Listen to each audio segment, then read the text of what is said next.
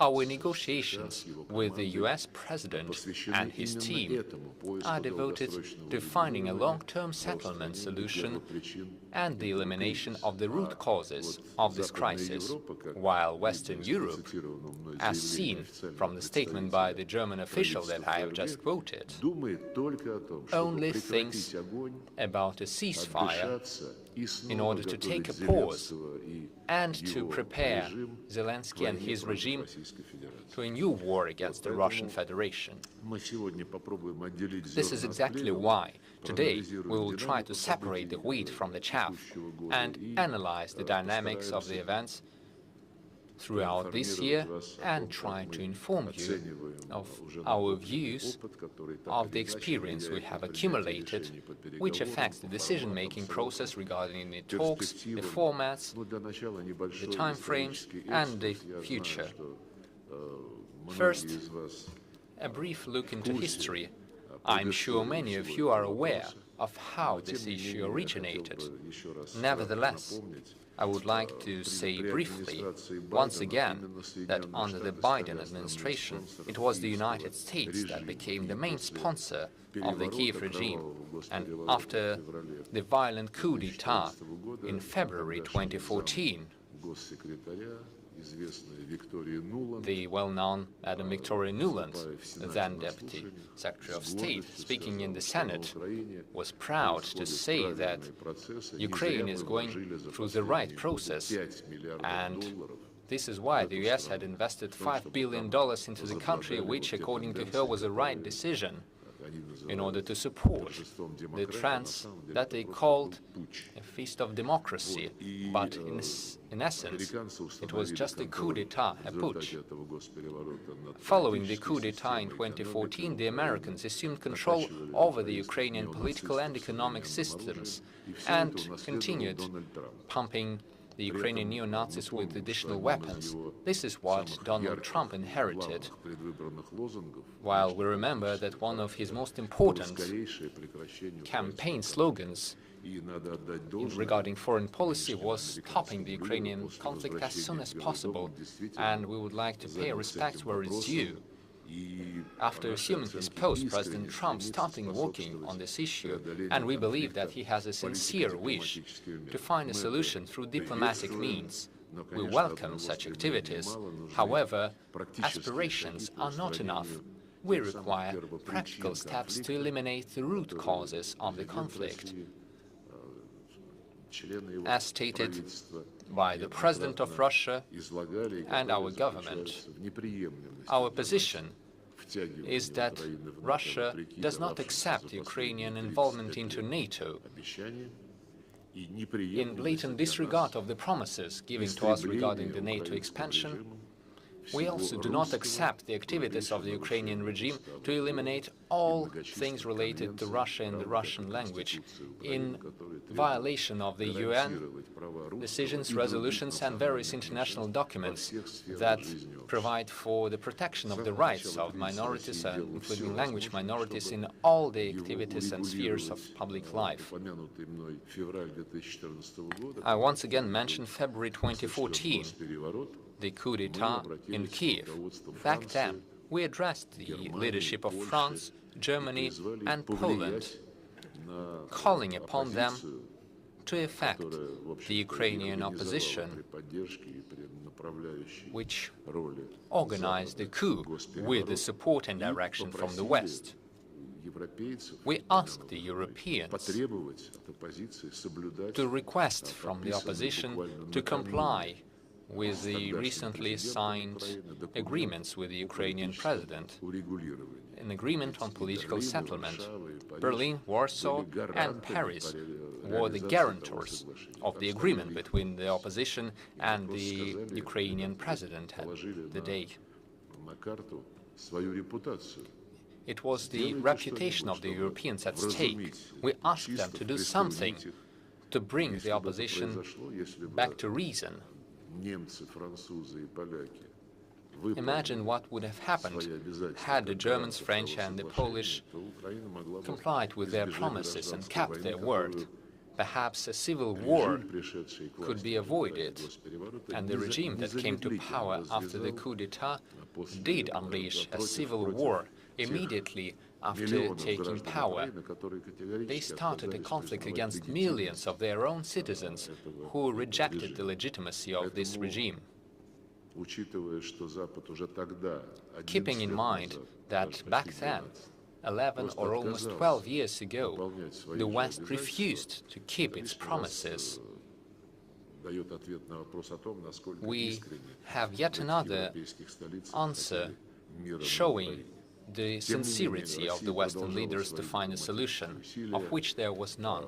Nevertheless, Russia continued seeking a diplomatic solution. You know, the Minsk agreements were agreed upon after many hours of nightly talks in the capital of Belarus, involving President Putin.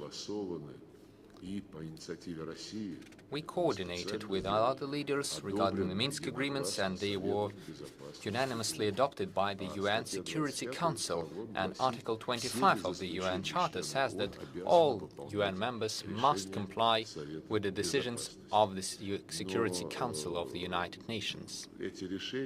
However, these decisions were only seen by the West as something to win more time in order to continue providing additional weapons to the illegitimate Kiev regime, to continue the preparations for a full-scale war against the Russian Federation. Those who had signed the Minsk agreements, namely France and Germany, President Hollande and Chancellor Merkel, as well as the foreign Ukrainian president, whose signature is also under the document, they only wanted to play for time, and they even openly admitted that a couple of years ago.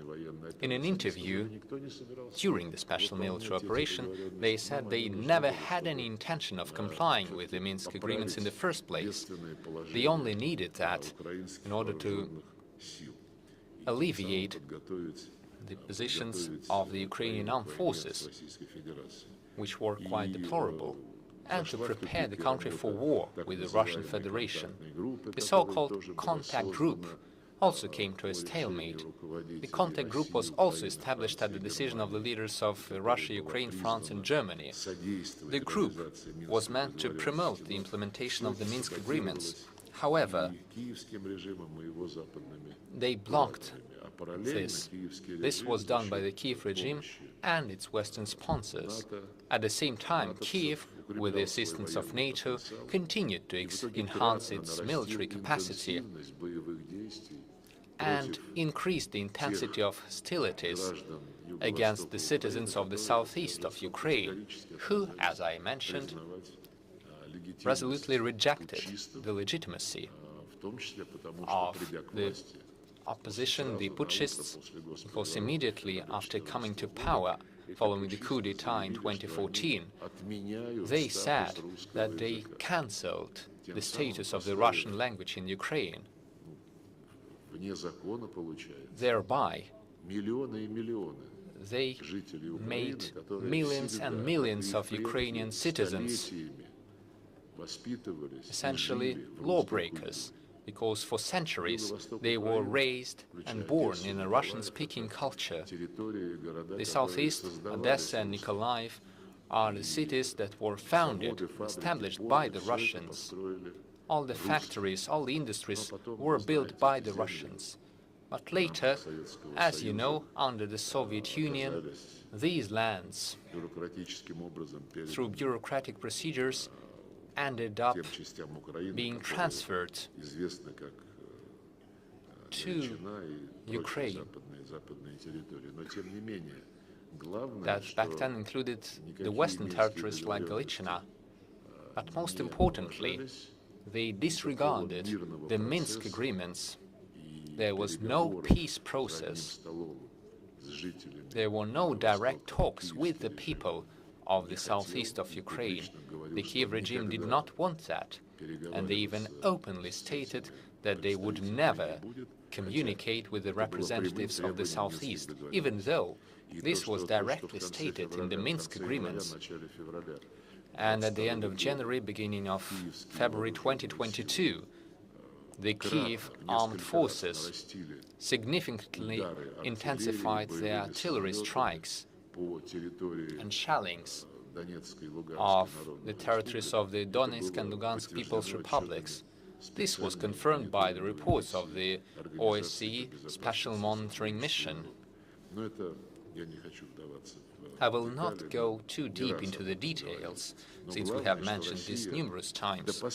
Most importantly, until the very end, Russia was preferring the diplomatic solution. In December 2021, 2 months before the beginning of the special military operation, we were only seeking a peaceful diplomatic solution. We gave our proposals to the United States and NATO. This was a draft package of documents aimed at finding security guarantees on our western track, and we suggested signing the legally binding agreements. However, the Americans and NATO rejected our proposals.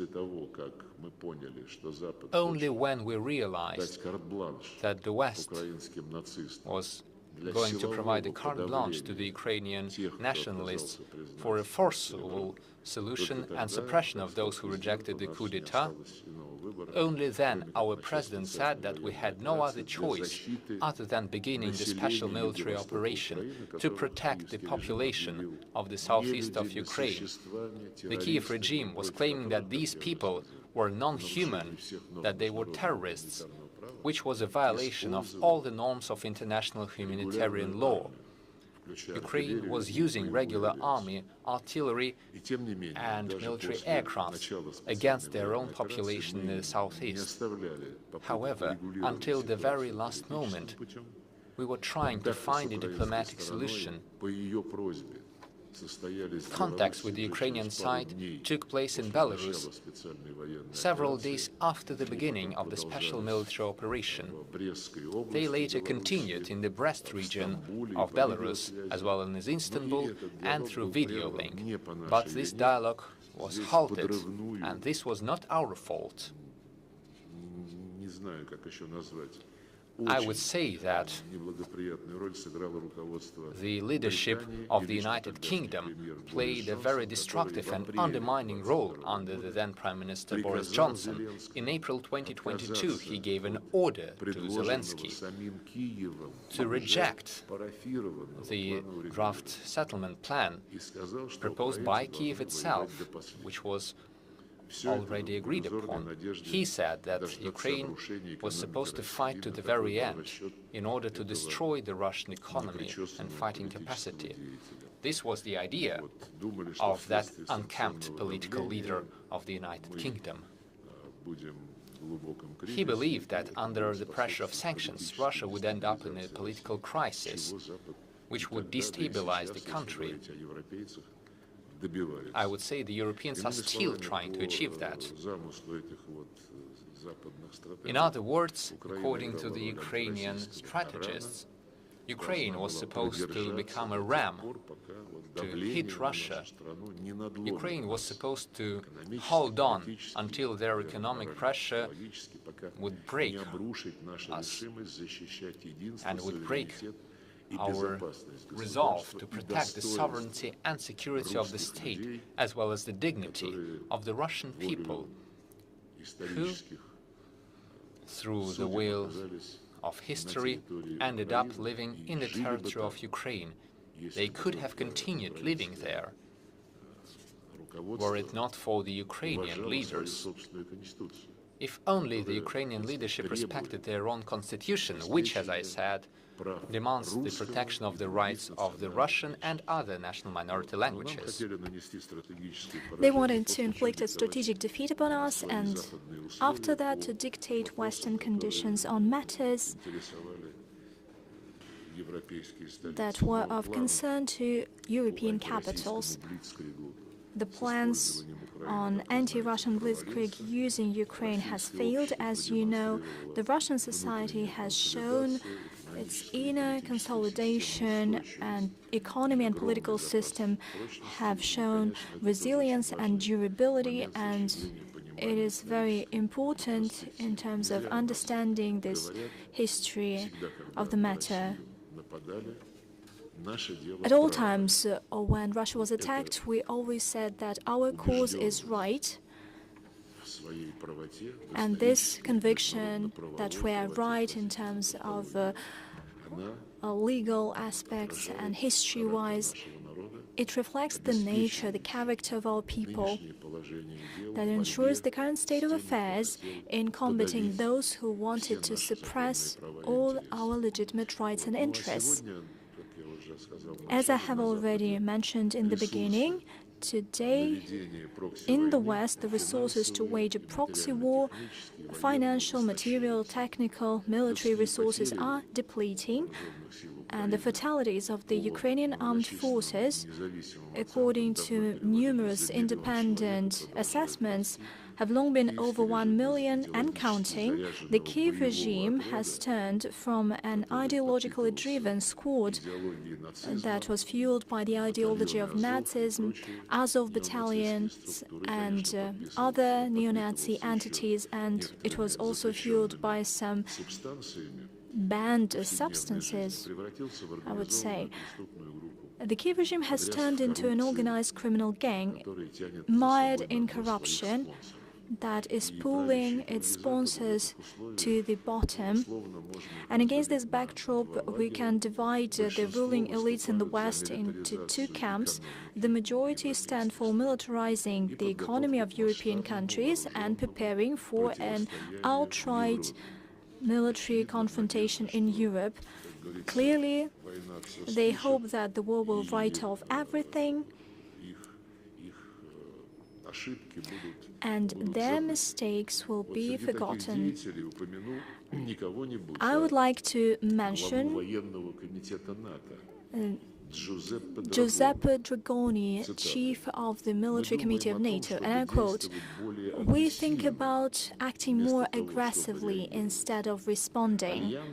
The alliance, NATO that is, could consider preemptive strikes as defensive actions." End of quote.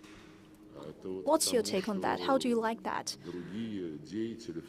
Other figures, political activists and military people think about preparing for war with Russia till 2030 or even 2029. And it is funny that this statement of the Italian commander, who says that we need to have preemptive strikes, and the Prime Minister of Italy, Madame Giorgia Meloni, tried to justify his statements. She was asked about her take on this matter, and she said that these words should be interpreted in a right way in order to prevent a dangerous escalation.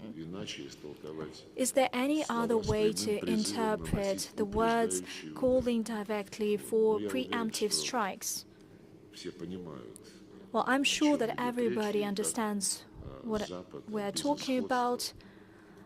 The West is out of despair trying to fuel tension and to keep on fighting. And as a follow-up to this matter, and by fueling this tension in the society, using the so-called military threat by Russia, they hope that they will keep in power, they will not lose face. And according to our assessment, the majority of Western elites in Europe are doing that. The others, the minority, want to find a strategy out of the conflict. They want to find ways to de-escalate and to create conditions for the political settlement. This policy of the part of European countries follows the spirit of Donald Trump's administration, It has turned from words to action. It's been the case for quite some time, and it has used its influence on Kyiv to convince Zelensky to get back to negotiating process. We value these efforts, just like the readiness of a number of our countries to provide their platform for contacts, although, frankly speaking, Zelensky, with the support of various leaders in Brussels, Berlin, London, Paris, tries to undermine these efforts and make up some excuses in order to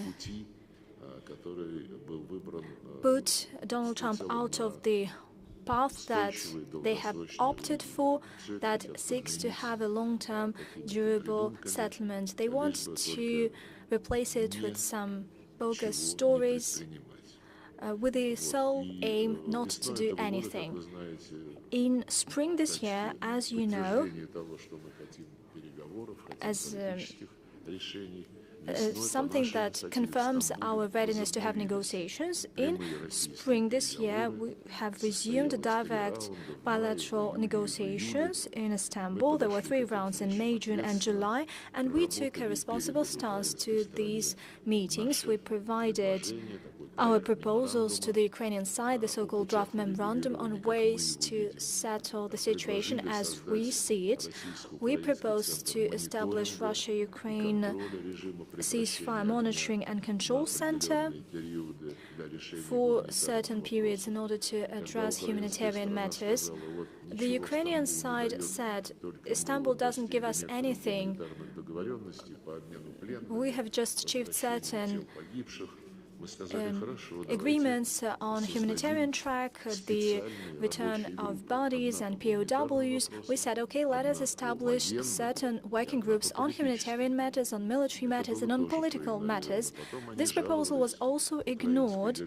Then the Ukrainian delegation complained about the level of negotiating team in Istanbul. Allegedly, it is not that high, and this does not allow them to take serious decisions. And we suggested raising this level, and this was all ignored. All the initiatives that focused on any progress within the bilateral negotiations were refuted, rejected, or ignored, as I've already mentioned. And this once again confirmed that the Ukrainian regime does not want to have any decisions and solutions. I've already mentioned certain results on humanitarian track, exchange of bodies, POWs. Almost 2,500 persons from both sides managed to get back home, and we have organized the phased-in repatriation of those perished. Up until now, we have provided over 11,000 dead soldiers to Kyiv, and in response, we got 201 bodies of our fighters. Despite all the things that I've mentioned, Kyiv declared that there is a lack of any progress, and it made a decision to suspend negotiations with Russia. The West has not responded to that at all. It has not prompted the Kyiv regime to at least make an impression that it was ready to have a political solution. Despite all these developments, we have a clear impression. Negotiations in Istanbul were needed by the Kyiv regime for only one thing. Just like during the Minsk agreements, they wanted to ensure ceasefire without any conditions, under any pretext, and to get a respite for rearming, to respite their losses, to replenish their losses, rather, and to regroup forces. We haven't done that, certainly, and there is another personal case for Zelensky. There is a raging corruption scandal in Ukraine, and in light of it, protracting the conflict, by the looks of it, became a matter of political or physical survival for Zelensky. For us, the negotiating settlement as was recently highlighted by President Putin, is our preferred option. We have not abandoned negotiations, and that is confirmed by our constructive efforts to consider initiatives by the United States. We value the aspiration of our BRICS partners to help bring about the environment to search for ways out of the crisis. Namely, I'm talking about the groundwork for the UN group in defense of peace and group of friends of peace in Ukraine. That was established by our friends in China and Brazil, and we believe that that is a sincere aspiration to make a constructive contribution to stabilizing the international environment. We need to build these efforts on the international law, primarily the UN Charter principles in their entirety, their full range and interconnectedness. It is important to ensure the lifting of root causes of the conflict, as I've already mentioned. It is the paramount condition for the durable peace. I've already mentioned the UN Charter principles. The West constantly talks about the UN Charter principles as a pillar for conflict settlement. However, Western statements are quite peculiar. It claims, well, recently, for instance, Merz claimed once again that it is necessary to settle the conflict building upon the UN Charter and the respect for the territorial integrity of Ukraine. This is a selective commitment to the UN Charter, because UN Charter speaks about many other things, including, among other things, equality and the right of nations to self-determination. And that is exactly the framework for the decolonization process, when peoples of primarily African countries refused to live under the authority of metropolis, because the colonial powers have never expressed and defended the interests of the African peoples. By the same token, today the Kiev regime, and everybody understands that, the Kiev regime cannot and does not reflect the interests of the peoples of Novorossiya, Donbass and Crimea, naturally. There are a lot of double standards here when the group of friends in defense of the UN Charter that was established by our partners is working to develop its philosophy. Certainly, we want for all the UN Charter principles to be taken into account, especially since the West forgets about yet another principle, respect for the human rights. Any human, regardless of race, gender, language and religion. The Russian language in Ukraine, as well as the Orthodox canonical church, are banned by law. I know that here present are many countries that are making part of the group of friends in defense of the UN Charter. Given this context, I believe that within this group we need to specifically highlight these aspects. Over the past year, within this group of peace in Ukraine, Western countries started participating in it. They are directly sponsoring the Kiev regime, and hardly does it contribute to this goal. I'm talking about the participation of France and Switzerland. How can they be members of this group, even as observers, when they directly, in rhetorics-wise and practical-wise, they've been supporting the Kiev regime? When it comes to the Americans, as I've already mentioned, according to our assessment, they are interested in getting to the crux of the matter of the Ukrainian file, and this was reflected during the meeting between President Putin and President Trump in Anchorage on the 15th of August. They reached mutual understandings, and they are still relevant for us, and they could become a starting point for the settlement. Recently, U.S. presidential envoy Steve Witkoff visited Russia, and following his meeting with President Putin, both sides, the Russian and the American side, recognized and readmitted this mutual understanding that was reached in Alaska. This is a very important result because there was a certain break, a pause after the Anchorage meeting, and currently in our contacts with the Americans on the Ukrainian file, I believe that all the misunderstandings were alleviated. And the understandings that were reached in Anchorage are building upon the proposals that President Putin shaped in a general manner in June 2024. We're talking about the principles to resolve the Ukrainian conflict. Prior to Alaska, Steve Witkoff also visited Moscow, and he came with the proposals that also were the framework for the understandings reached in Anchorage.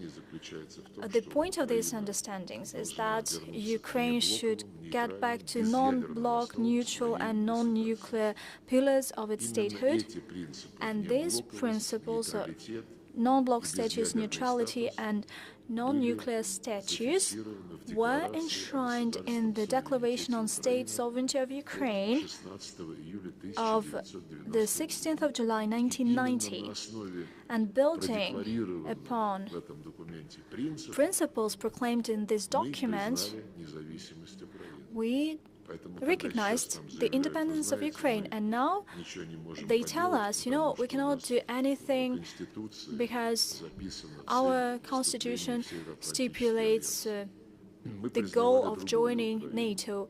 We recognized a different kind of Ukraine, and the majority of those present here recognized Ukraine in 1991 after the dissolution of the USSR as a country, as a state, building upon three principles: neutrality, non-nuclear status, and non-bloc status. Therefore, we should not have this play upon words. We should take into account the historical facts. And certainly, the Ukraine that became independent after the collapse of the Soviet Union had in its laws and in its constitution the guarantees for the rights of Russians and of other national minorities, and that Ukraine did not institutionalized Nazification of the civil society, and that is something that we're witnessing today. And certainly it is important for these understandings to get rid of discrimination regarding the Russian language and the Russian-speaking citizens, other national minorities.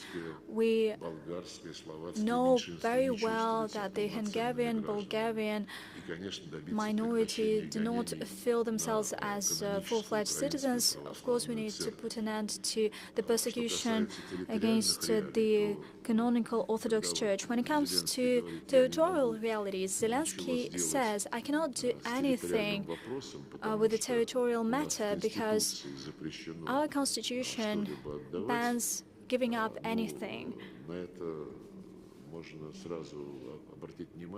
And certainly we can draw the attention of this person. Well, he clearly does not always remember what is happening around him, but I repeat for the third time today, this constitution enshrines the commitment of the state to respect the rights of Russians and other minorities. They don't care about these provisions. They adopted laws that directly ban the Russian language in education, in culture, in media. They simply created some kind of a filter in media outlets. You cannot work in media space if you criticize Zelensky.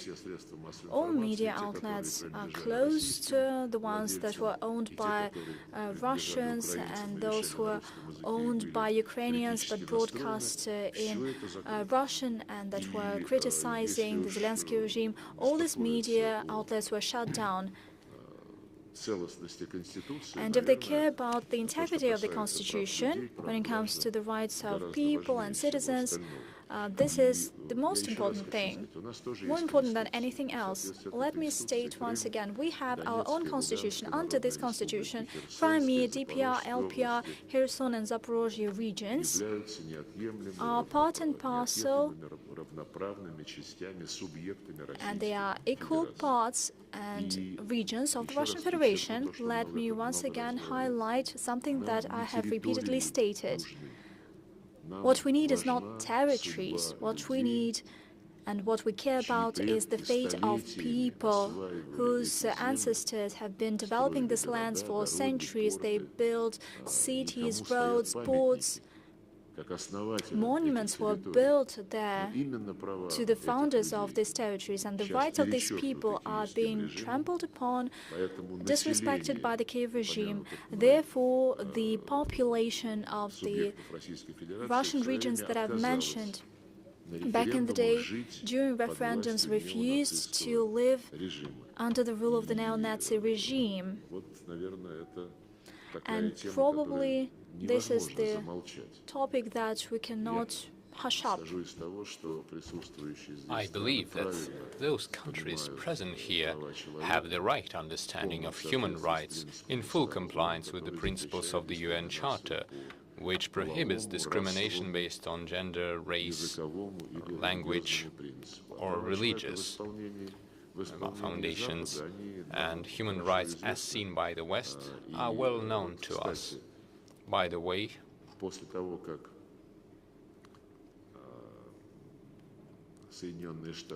after the United States distributed their document containing 28 or 27 points for the Ukrainian settlement, it was leaked to the media. You may have seen it already. There were quite important statements regarding human rights in it, as well as points concerning the denazification of Ukraine. In particular, the document said that Ukraine needed to protect the languages of the minorities as well as religious freedoms, and the entire Nazi ideology and activities shall be banned. Following contacts with the Europeans, the number of points in that plan was reduced, namely, the point regarding the ban on all Nazi ideology and activities disappeared, obviously at the request of the Europeans and, of course, the Zelensky regime. Speaking of the rights of national minorities and religious freedoms, for some reason, the text has a phrase now that Ukraine shall adopt the EU rules regarding the rights of national minority and religious freedoms. I think that we should raise a different question. I say that Ukraine shall comply with the UN Charter as well as the numerous international universal conventions regarding human rights, the rights of national minorities and religious freedoms. We should not reduce its obligations to only acting in accordance with the rules of the European Union. This is unacceptable. The rights of national minorities and religious freedoms are not limited and are not regulated by the European Union. The EU is free to do whatever it wants inside the Union, but they shall not impose their rules upon others. Besides, we know what kinds of minorities the EU is trying to protect these days, and these are not national minorities. And we know how they treat religious freedoms. Just take a look at the broadcast of the opening of the Olympics in Paris, and you will get the idea of the European ideas of religion and minorities. This is why we continue using the ideas that we are working upon with the Americans, the process that started in Anchorage in Alaska. We have sent additional proposals to the United States regarding the collective security guarantees. We understand that, speaking of security guarantees, we cannot limit ourselves to Ukraine alone. The proposals which are currently being commented upon by Zelensky and his Western masters have not been seen yet. But if the statements in the media are to be believed, the new proposals provide for, apart from the demilitarized zone and the creation of a certain buffer zone on both sides of the border without any heavy weaponry. There is no point in discussing this without Russia, but the same proposals say that Ukraine would have an 800,000-strong army and that they would get security guarantees, as well as guarantees for the restoration of Ukraine. We are once again coming back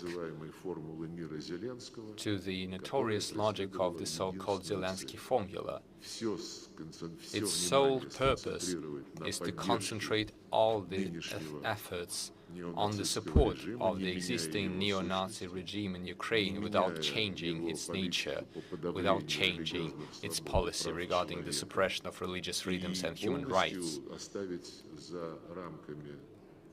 At the same time, the legitimate interests and security concerns of the Russian Federation are left outside of the framework. Russia, by the way, ever since 2010 and even earlier, since 2008, we have made suggestions to NATO to sign a legally binding treaty regarding collective security guarantees.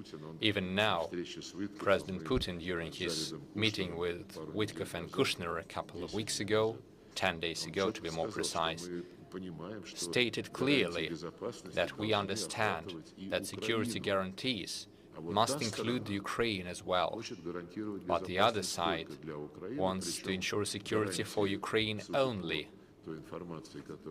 And according to the media, they are stating their guarantees in such a way to prepare Ukraine for a new attack on the Russian Federation. Of course, we cannot accept this.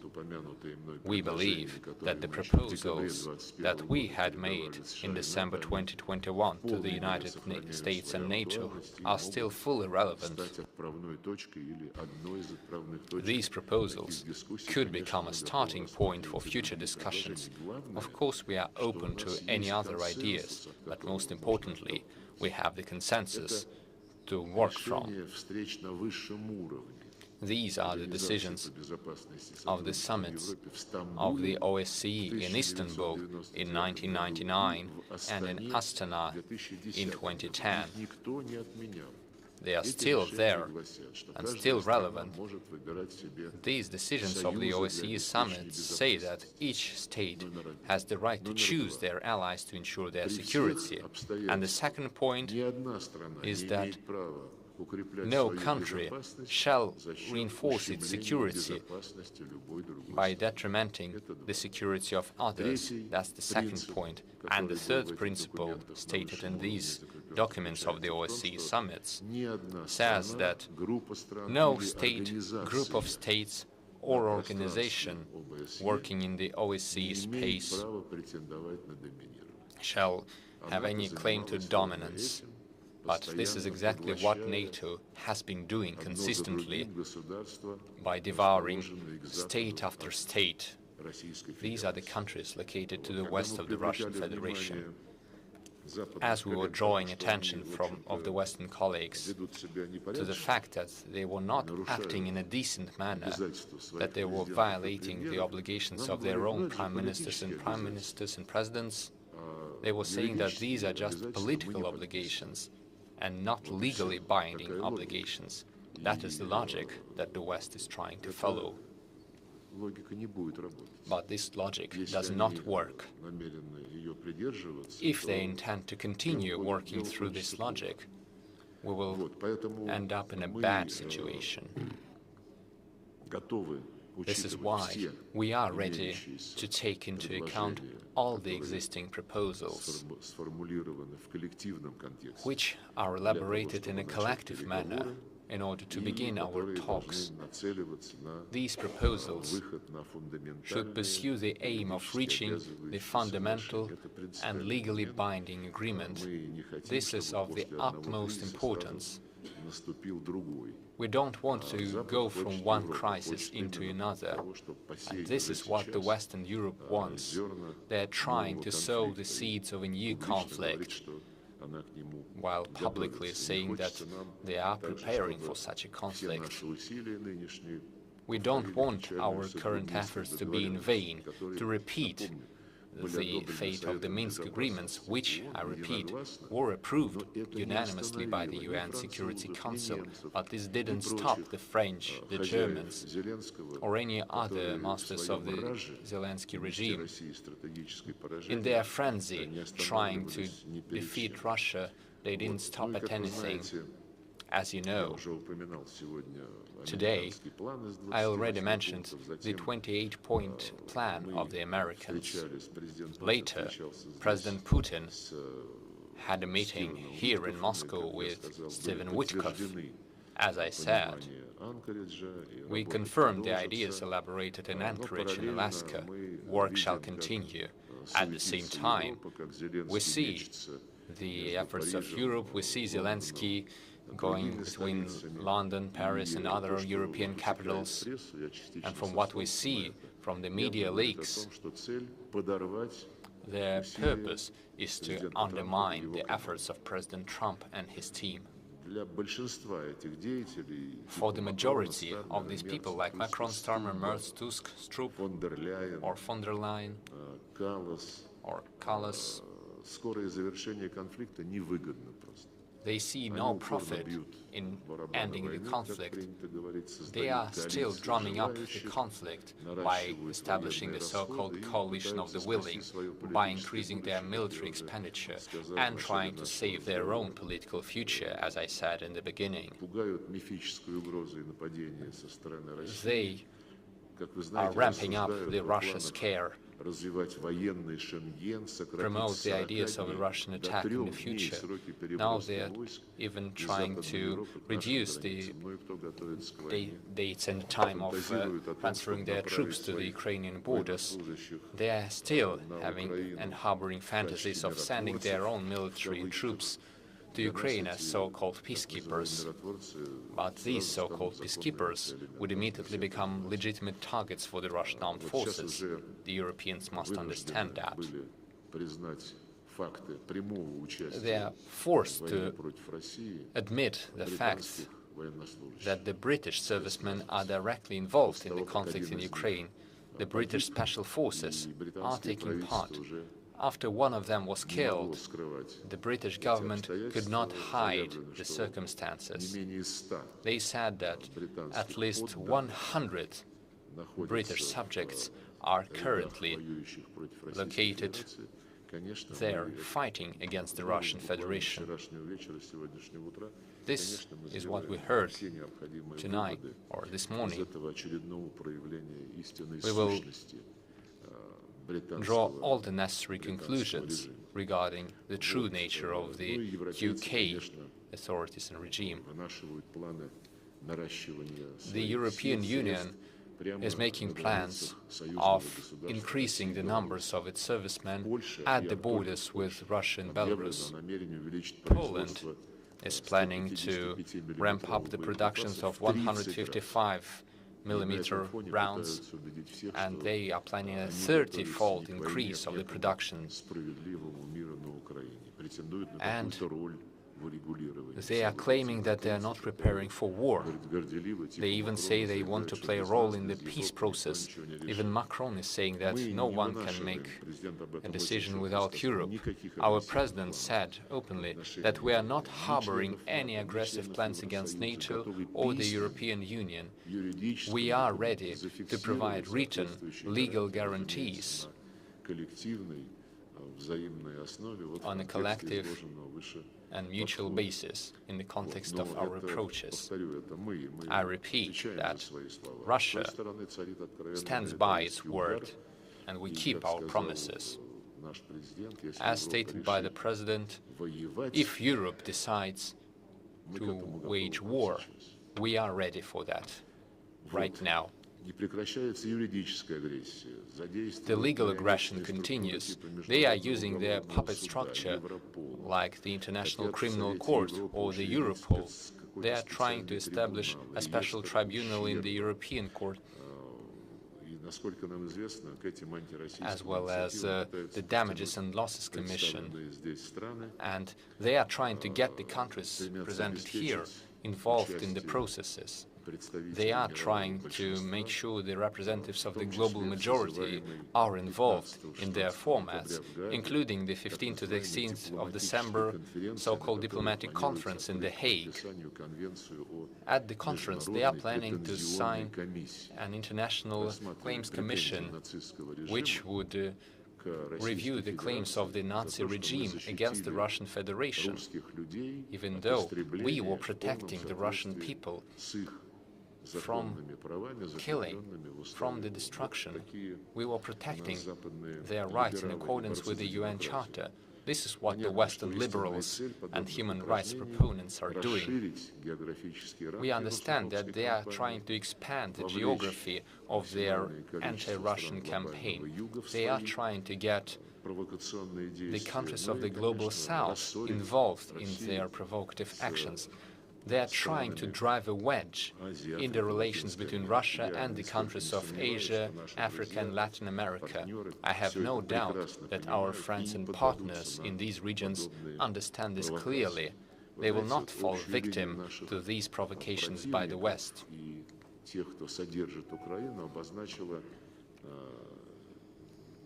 The Ukrainian state sponsors and their position have been stated by Madam Kallas. She said that EU has a clear plan of 2 points.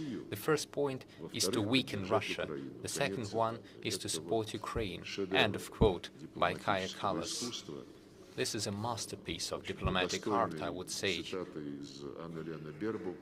worthy of the quote by Annalena Baerbock, who was demanding that Putin should change his policy by 360 degrees.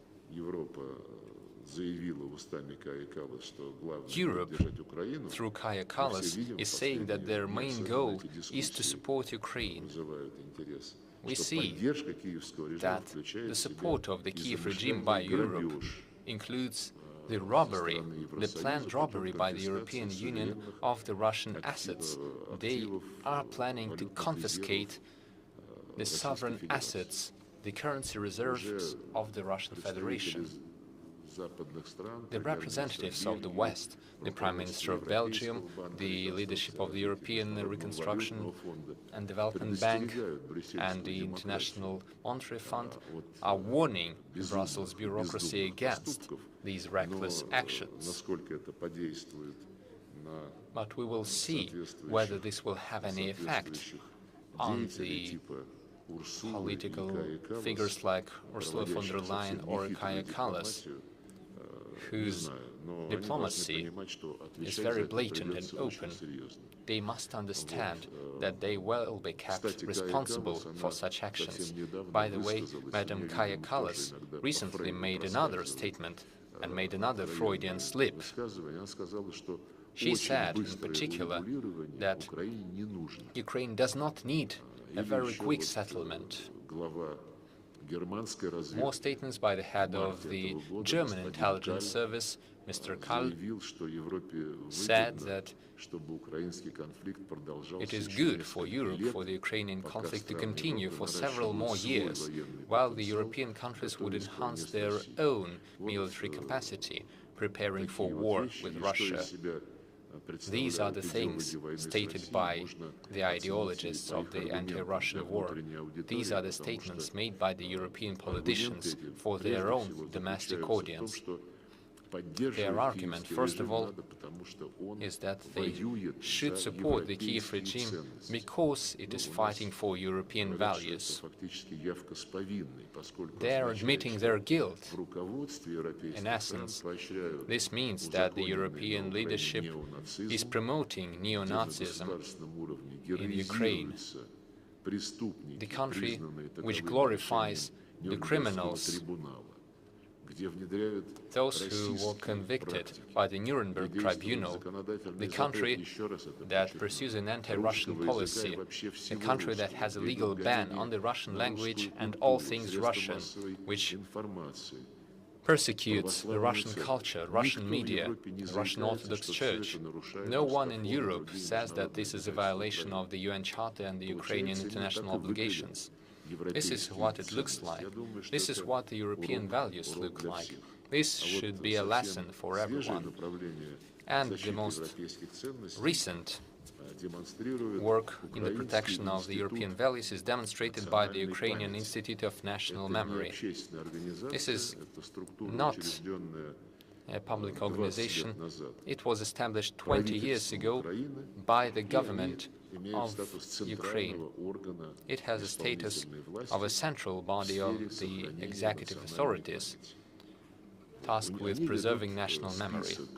This organization has lists of people and organizations who are accused of undermining the interests of the Ukrainian people and are subject to the policy of so-called decommunization and decolonization.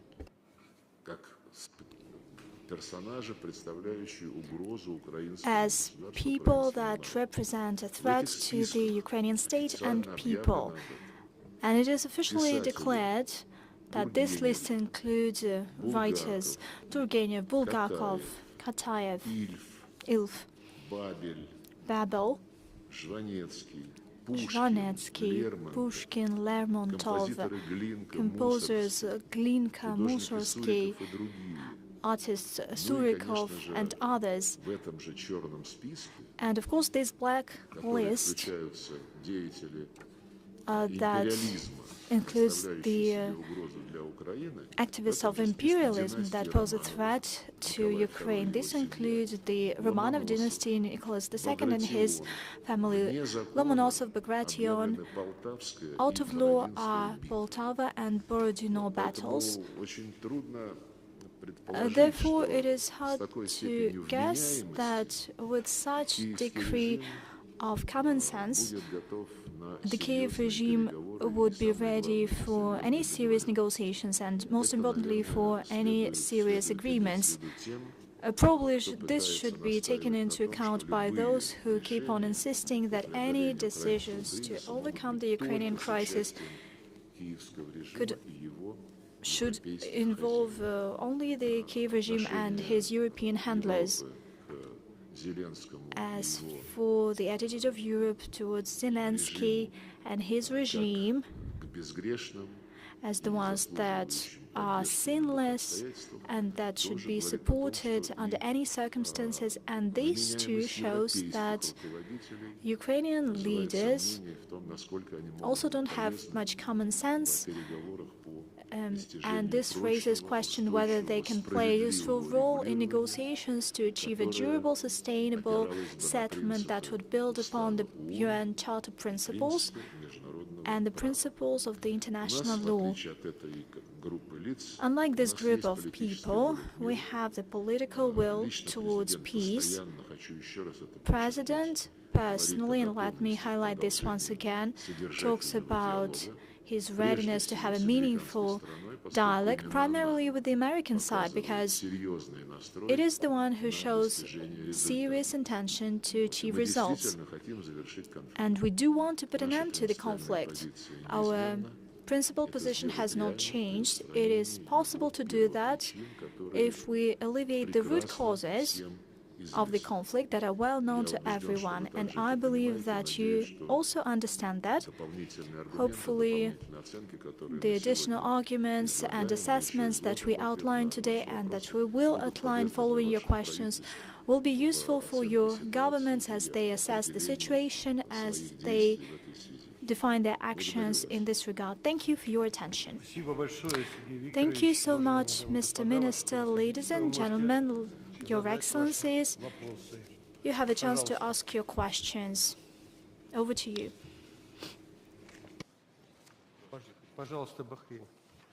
Bahrain, over to you. Good morning, Your Excellency, Minister Sergei Viktorovich Lavrov. It's my honor on behalf of Their Excellency, the Arab Ambassador, to extend our sincere appreciation of convening this open dialogue today. Your Excellency, the Alaska summit between Presidents Putin and Trump constituted a significant breakthrough in overcome the diplomatic impasse surrounding the Russian-Ukraine crisis. The international community received it with optimism, and His Majesty the King of Bahrain dispatched 2 cables of congratulation and support to both presidents in recognition of their effort to achieve a resolution to this conflict. Nevertheless, the European states did not endorse this initiative, and it appears evident that they continue to harbor doubt and mistrust towards Russia, despite the fact that the ongoing war poses substantial risk to the European continent. I would like Your Excellency to pose 2 questions. First, in Your Excellency's view, what explains Europe's apprehension towards Russia? The second question, why did Russia not take the initiative to propose insurance or security guarantees to Europe that might have encouraged it to support the American initiative? Thank you.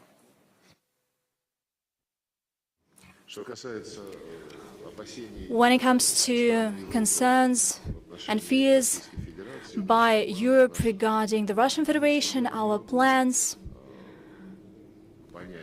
I cannot understand the rationale behind the European leaders. Take a look at what they say, and probably it would become clear that it is pointless to get inside their head and to put ourselves in their shoes. Take Finland, for instance.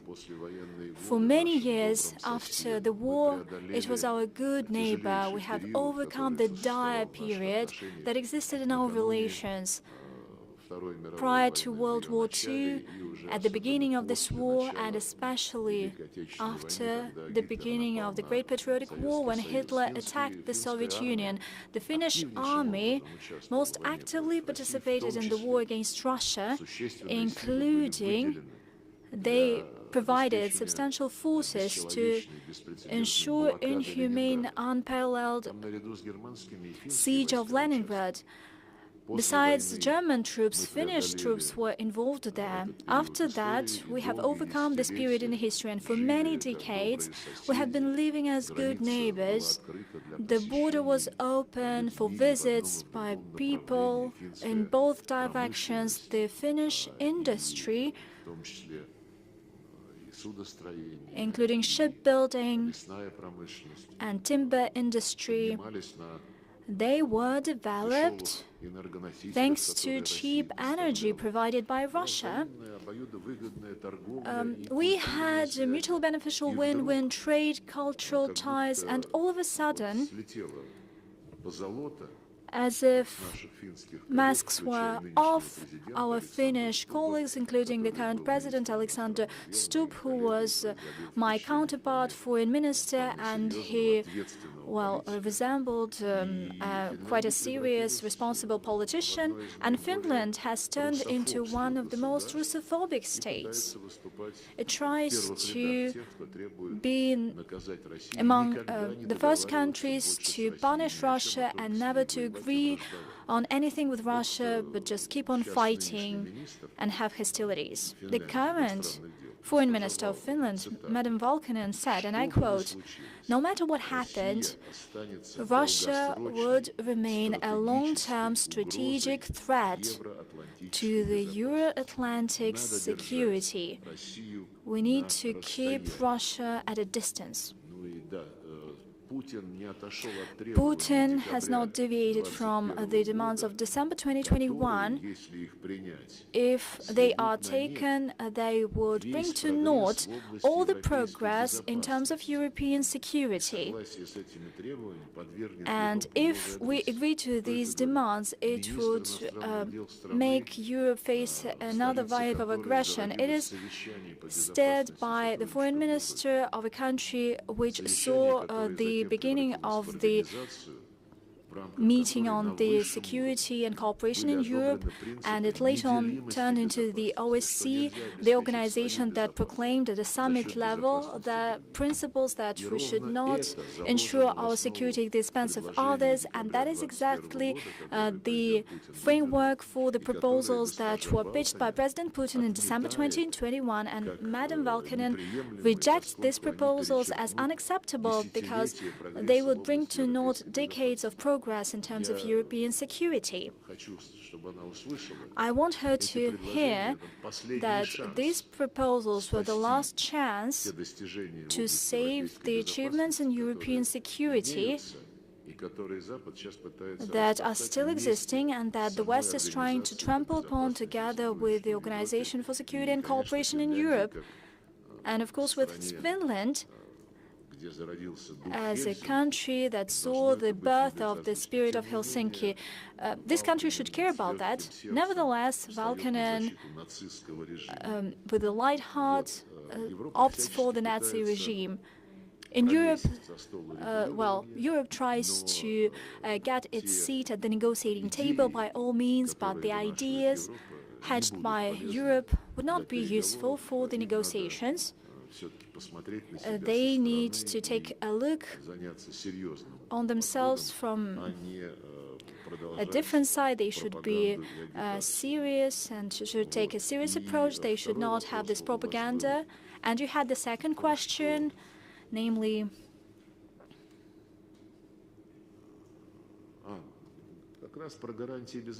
Oh, you were talking about security guarantees. Our proposal on security guarantees is well known and they are publicly accessible. We made them in December 2021 and they are crystal clear. Basically, we're talking about indivisible security, but not in a way of political commitments, but legal commitments with the respective verification mechanisms. But that is exactly that the European part of the West does not want to see, because they keep on seeing an eternal enemy in Russia. Thank you so much. The International Red Cross. Over to you. Thank you very much. Good morning, Your Excellency. I'm the head of delegation of the International Committee of the Red Cross for the Russian Federation and Belarus. First of all, allow me to thank you personally, as well as the organizers of this important briefing, for extending the invitation to ICRC and other humanitarian organizations, especially ahead of a potential settlement of the crisis. Allow me also to underline once again the importance of taking into consideration the humanitarian aspects of any peace or conflict settlement, and to humbly mention that the ICRC stands ready to flesh out with all parties all these aspects as the only international humanitarian actor present across the conflict. My question is, from the Russian Federation's perspective, what would be the key humanitarian components of a sustainable settlement for this crisis? Thank you. Thank you so much. We value the contribution that the ICRC makes in the efforts to resolve humanitarian problems I would like to thank once again our colleagues from a number of Arab countries, Saudi Arabia, Qatar, the United Arab Emirates. Without any advertisement, without any fuss, they've been involved in practical matters. They help organize exchange of POWs, the return of the bodies of those perished, and certainly, by way of responding to your question regarding the key humanitarian problems that need to be addressed, I wouldn't say that one humanitarian problem is subsidiary to the other. All humanitarian problems are important. It is important to bring POWs back to their families. It is important to bring back the bodies of those perished so they would be buried in a decent way. And certainly it is important to eliminate all risks emanating due to these situations for children. This topic of children has been politicized to the max. We've seen mantra from Kiev that dozens of thousands of Ukrainian kids were abducted by the servicemen of the Russian army, that they are subjected to some kind of tortures. We're talking about dozens of thousands. From day one, when this topic was raised, we asked them, and we still had contacts, and in mid-2025 we had these contacts in Istanbul. For the benefit of these children and to resolve this issue, we asked the Ukrainian negotiating team to provide us with the list of these dozens of thousands of kids. After many reminders, Ukrainians were able to cobble up 399 names. We initially started to double-check them. We asked for the assistance of your distinguished organization, and a huge part of this list of 399 names turned out not to be kids already. They turned out to be not in the territory of Russia, but in Europe. And by the way, this helps confirm our suspicions about the kind of business relating to the trade of kids that some Ukrainian activists started with the help of some Europeans. But once again, we know that the ICRC is ready to identify real facts. I know that you prefer to act in a non-public way to preserve your status of a depoliticized organization. But here we're not talking about politics, we're talking about children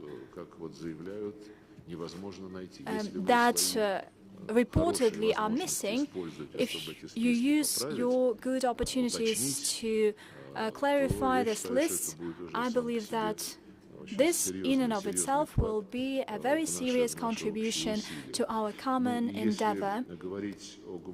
If we talk about humanitarian problems in a more general way, language, religion, too, are also humanitarian aspects, and I once again urge our friends represented here, including the ones who make part of the groups of Friends of Peace in Ukraine, to draw their attention to the rights of Russians and the rights of believers in Ukraine.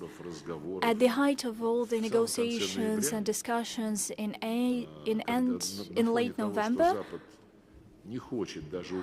when the West didn't even want to mention this policy of extermination the Russian language and persecuting the Orthodox Church, while keeping that Ukraine is supporting the European values. In November, the deputy head of the Ukrainian head of the delegation, Kristina Eurovision, stated publicly that there would be no benefits for the Russian language. We will not encourage the genocide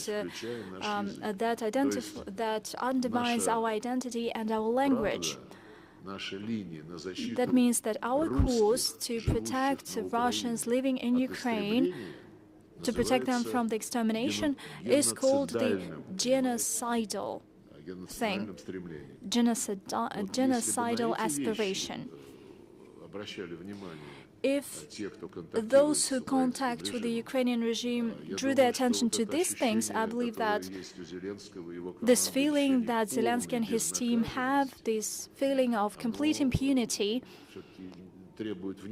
well, still it deserves some attention, because having such an attitude, and by the way, another case in point, on the 2nd of December, Mr. Witkov came to Moscow. He had serious proposals, some 5-hour negotiations in the Kremlin, and real problems were discussed very seriously.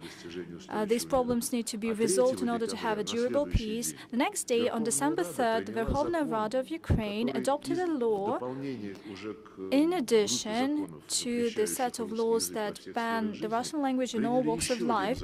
They adopted another law that excludes the Russian language from the list of languages that are to be protected in accordance with the European Charter of Regional Languages and Languages of Minorities. Those who represent Europe, all members of this charter of the convention that enshrines such rights, and that is a challenge to the peaceful efforts taken, namely by the special envoy of President Trump. And at this very moment in time, they made such a propaganda step, and in accordance with the quote that I've mentioned, it equals the Russian language to genocide. I believe that you shouldn't have any qualms talking about this publicly. You shouldn't be shy about that. There's nothing but the legitimate demand to respect the international law. Europe is not saying a word, and by doing that, it confirms that encouraging racism, Russophobia, revival of Nazism is something that is in its plans. Thanks a lot. Iran, over to you. Good afternoon, Minister. I represent the Embassy of Iran. First of all, I would like to thank you for organizing this event, this roundtable discussion. This is an event that provides useful and substantial information. I have a question. If I may, I will continue in English. Mr. Minister, regarding to the negotiations between Russia and United States, the question is about the conclusion. I mean, if the current talks between you and United States would not be able to find a political settlement and agreement to end the war regarding the destructive efforts of Europeans, as they say these days, that Mr. Trump maybe withdraw and leave the table of negotiations, the question is, what will be the alternative plan? I mean, the plan of Russia in the case of the failure of negotiations. Thank you. You know, we never make guesses on what may happen if someone changes their mind or position. We have all reasons to believe, following numerous contacts with the United States, including contacts of our presidents in Alaska, and later contacts with the special representatives of Presidents Putin and Trump, and meetings of the Foreign Minister and State Secretary. We have reasons to believe that the Americans have a sincere wish to settle the conflict in a fair way, ensuring the legitimate interests of all the parties. This is how we proceed. We are still expecting information on the outcome of the contacts between Zelensky, his European masters, and the US administration of Donald Trump. We see various leaks in the mass media. Mostly, as I mentioned, if these leaks are to be believed, they say that the Europeans are only concerned with ensuring the Ukrainian security, with forcing the US to provide security guarantees to Ukraine, disregarding any of Russia's security concerns. And they want to reach an agreement to come up with certain funds to be sent to the Ukraine Restoration Fund. This is a one-sided approach. I have no doubt if that is true. If it's really what Ukraine is talking about with the Europeans, then these approaches have no future. President Putin specifically underlined, as he was making another mention of this topic, and he talked about this during the meeting with Witkoff and Kushner too. President Putin said that Russia is willing and is ready to discuss the security issues with regard of the interests and concerns of all the sides, ensuring a balance of interests on a collective basis under the current reality. This is our position. Any others who say that Ukraine's security guarantees are the most important thing, those who want Ukraine to increase its army up to 1 million, or to be more precise, 800,000 people, and to ensure unhindered supplies of weapons for the Ukrainian army, these are the people who are trying to sow a new storm and a new conflict. This is obvious.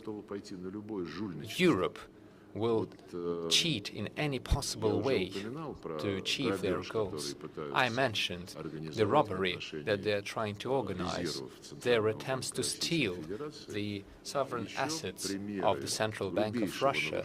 We have another example of blatant violation of international law and the so-called rules that the West is so actively promoting. I'm talking about trade in weapons. The weapons produced in the Soviet Union and in Russia, currently located in the European countries and in some of your countries as well.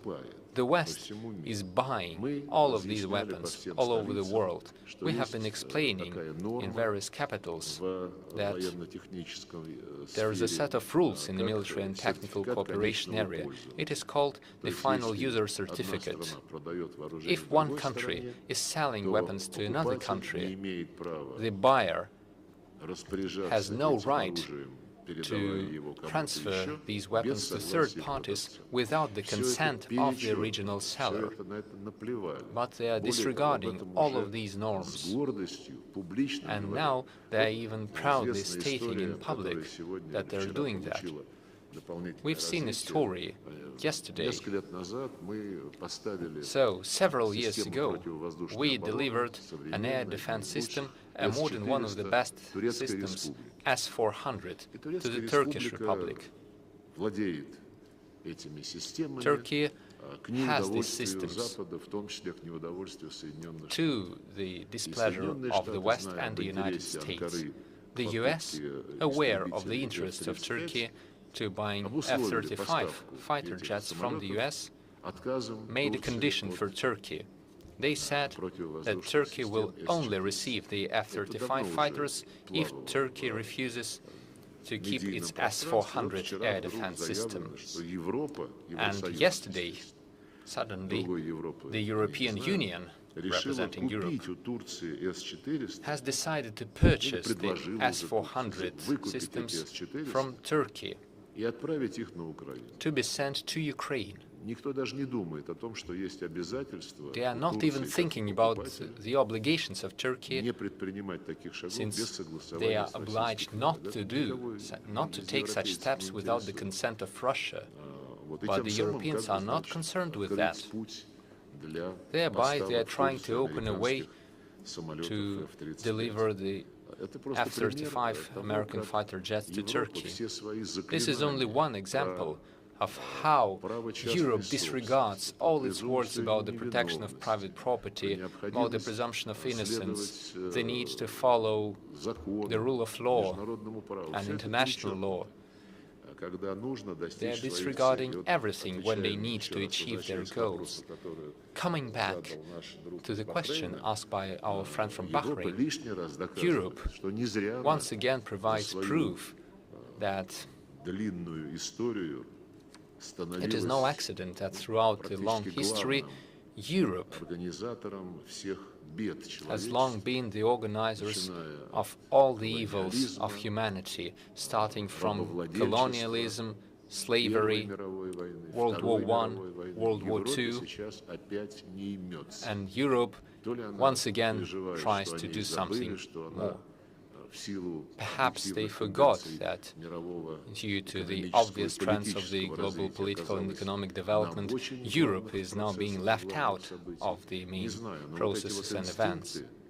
But they still have their instincts, their belligerent instincts and aspirations. They are trying to stay afloat, to stay relevant through their aggressive actions. They are once again showing their nature. Thank you very much.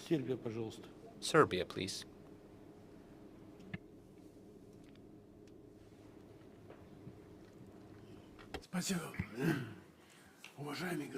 Thank you, Excellency Minister. This is an important 10th meeting of the ambassadors with you, and I've been present at each of these meetings. I'm very grateful for the opportunity to hear a clearly stipulated position of the Russian Federation regarding important political matters. I can't understand how some of our colleagues, the diplomats, are unwilling to come here if they want to understand how to survive and how to move forward. I can't understand why they are not ready to listen to any information available. I'm leaving the Russian Federation soon, after 4 years, and I would like to seize this opportunity to express my sincere gratitude to you as a person who will become a part of the history of diplomacy as one of the greatest diplomats of all times. I'm sure that there is not a single person here who would not share my opinion and who would not be grateful for the privilege of talking to you and meeting you. I have a question and a proposal. My question perhaps has been answered already, but can you say openly, do you see any end to the conflict in the near future, for example, in the next 6 months? Or is there no end to the conflict and a new conflict will follow with different incitors? And here is my proposal related to the conflict. Please send your share of the company MIS to the government of Serbia or sell it for 1 ruble, and it will return to you in full as soon as the conditions allow. This is my personal proposal without consultations regarding Serbia. If you don't want to answer that, then perhaps President Putin would answer. Thank you very much. Thank you. Speaking of the forecasts of when the conflict in Ukraine will be over, the representatives of Europe are giving specific time frames. Some of them say by spring, some of them say in 2026. We do not waste our time doing that and effort. We have specific tasks to achieve. They have all been clearly stated and stated in public to a certain extent. They have been discussed in great detail in Anchorage and Alaska, where we reached an understanding on how to move forward in an optimal manner to achieve our goals. We don't need a ceasefire or a truce.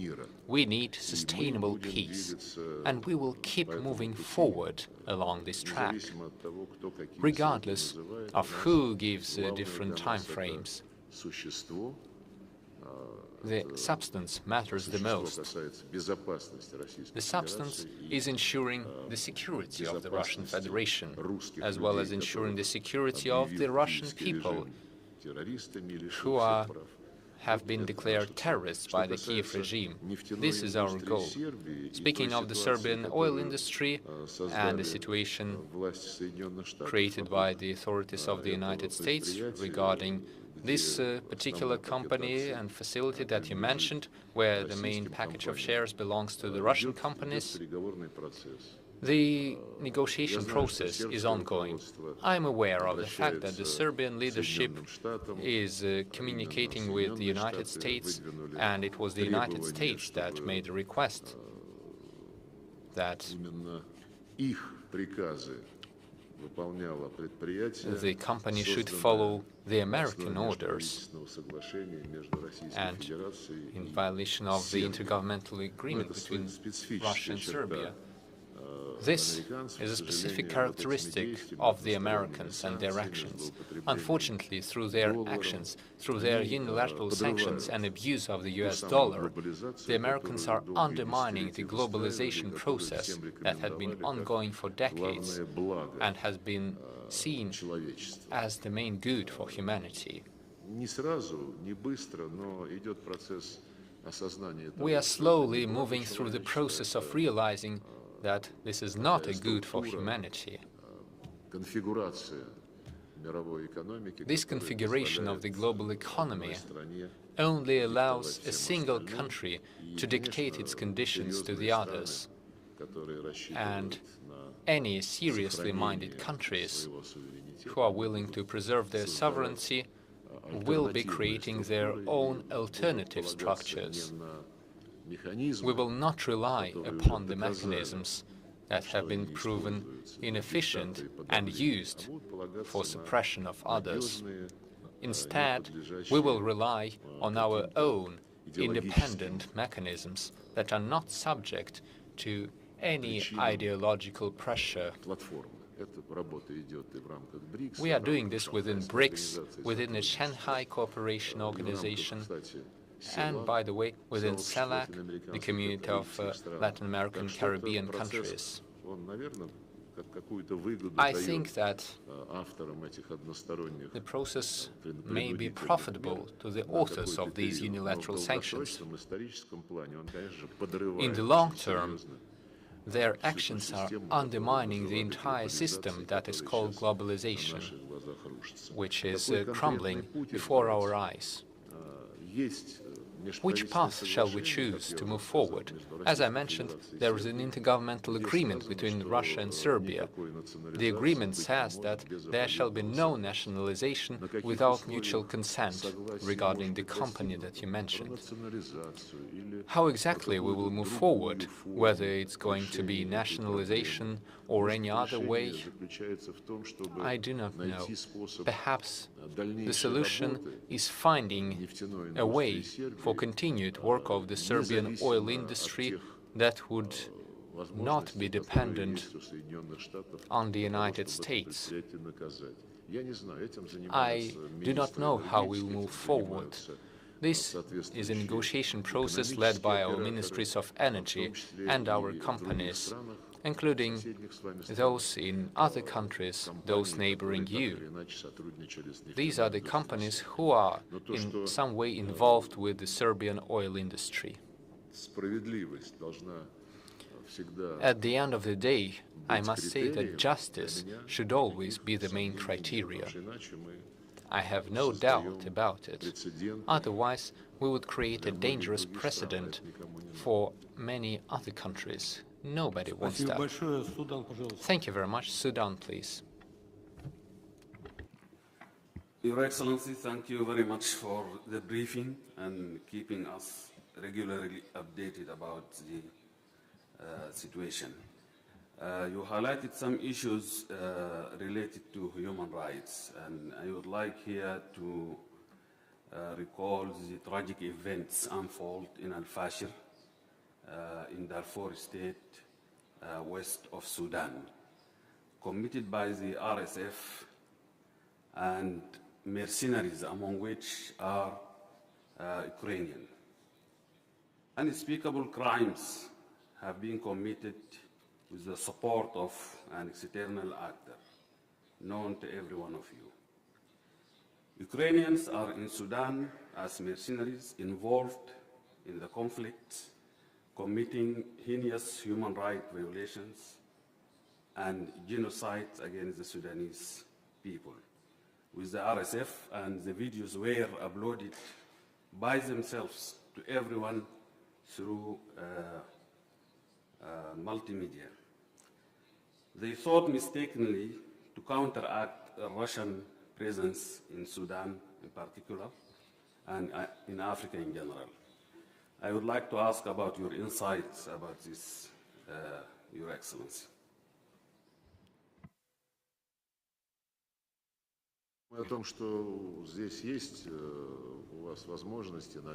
I think that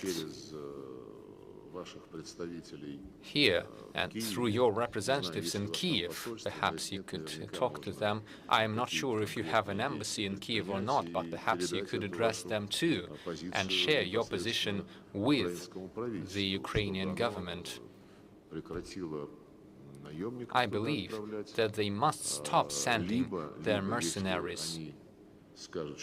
Or, if they say that they are not aware of the situation, they should get involved and adopt the necessary measures. Speaking of the situation in Sudan in general, I will say that we have been consistently calling upon our colleagues and upon the government of the head of the Supreme Council and those who are acting against them. We have always been calling all the sides to dialogue. We have made proposals, and we have seen proposals from certain countries that are interested in finding a solution to the conflict. We have seen proposals that our government, your government, should enter into dialogue with those who you call external forces. Unfortunately, we haven't managed to do that. We haven't established such a dialogue. Nevertheless, such proposal was made and we forwarded this proposal. I believe that now we need to focus not on constantly condemning in public space anyone, but to find a way out, practical solution to this matter. We are ready to contribute to that. We have such opportunities, and if your government is in favor of that, we'll try to use these opportunities. Thank you so much. We are running out of time. Last question, Yemen. Thank you, Acting Rector of the Diplomatic Academy, for the invitation for the very useful roundtable, and thanks to the Honorable Minister for the valuable information, which he started by mentioning the efforts to stop the war in Gaza, which also raised the hope to enhance maritime security in the Red Sea, which was impacted by the development in Gaza and the region in general.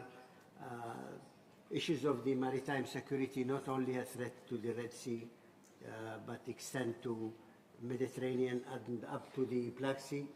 And how much, Honorable Minister, do you see the enhancing of the implementation of the international law in maintaining maritime security in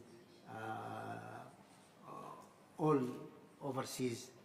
My second question is, you were referring to the legal aspects of all parties related to rights of interest, including languages and religions practices,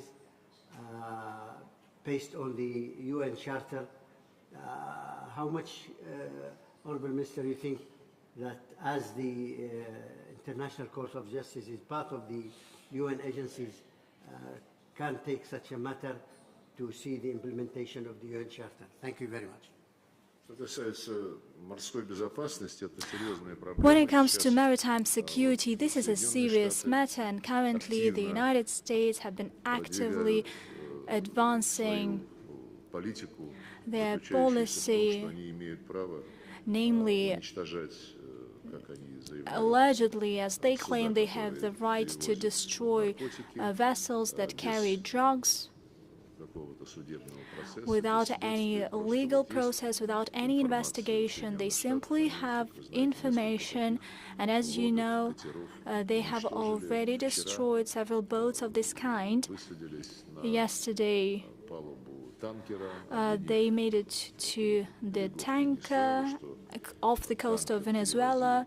They accused it of carrying oil that should not be sold. We have little information here because I do not quite know how the US treats the situation in Venezuela, other than the fact what was said by President Trump. They demanded regime change or dismissing of the regime. However, Chevron company buys Venezuelan oil, and what kind of oil was on this tanker? Well, we should dig into this matter, and I do hope that the United States, although it believes that it is entitled to have these operations, but out of respect to other members of the international community, it should explain, building upon what facts they take these measures. And naturally, we want to ensure that the discussions on how to combat drug trafficking and ensure maritime security, we want these discussions to be collective. And the international community members should not face just unilateral measures. When it comes to the International Court of Justice and its role in defending the UN Charter principles, there was a specific example, including when it comes to Serbia.